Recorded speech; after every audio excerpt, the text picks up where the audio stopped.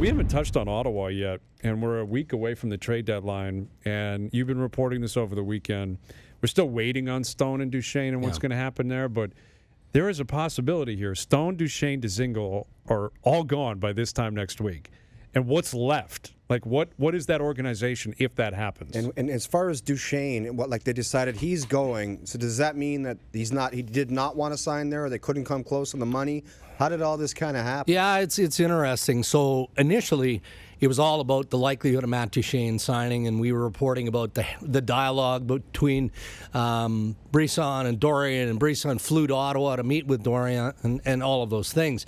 And then I think they decided, look, before we try and sign off on Duchene, and in fairness to Duchene, at no point did he ever say, all right, we're getting closer, let's just button a few things down. So there was good talk. There was never a hard negotiation with Matt Duchene. And then Ottawa turned and said, all right, well, if Matt Duchene needs more time to think about this, let's take another run at Mark Stone and see if we can't get that locked up. And so that's probably been going on now for the last 10 days to 2 weeks. And late last week, our sense is Ottawa took another run, a very creative run at Mark Stone. Creative in the sense of term, maybe a higher AAV, and it made that group stop and think. But they need an answer. It's game day today, so Mark Stone probably isn't worrying about that. They're off tomorrow. They don't play Wednesday, and then they play Thursday, Friday, Sunday. So, educated speculation. I mean, he's probably going to tell Ottawa tomorrow or Wednesday he's willing to continue to negotiate or he's out.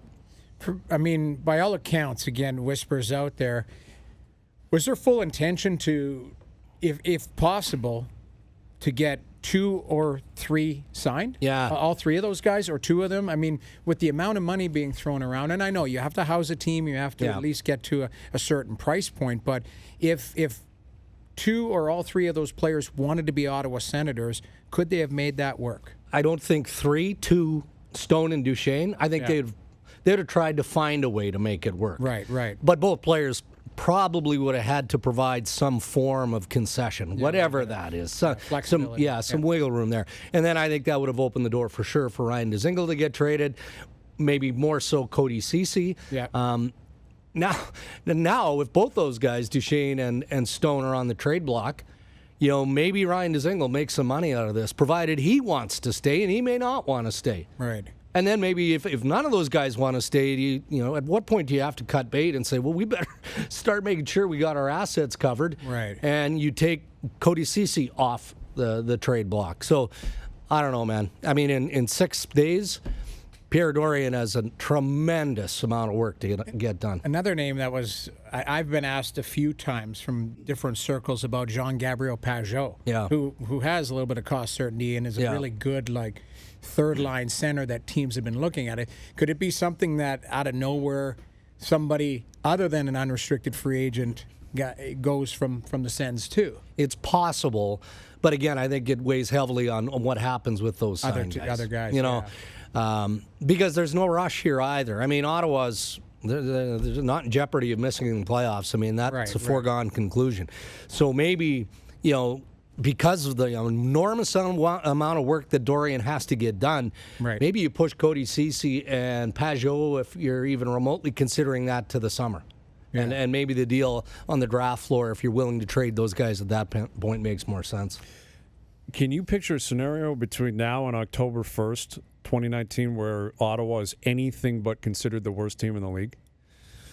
Or because they're just going to get worse. They're the worst team in the league with Stone, Duchene, and Dzingel. If the 3 of them are gone and Pageau's gone, and are we talking a 40-point team next year? Jack Hughes.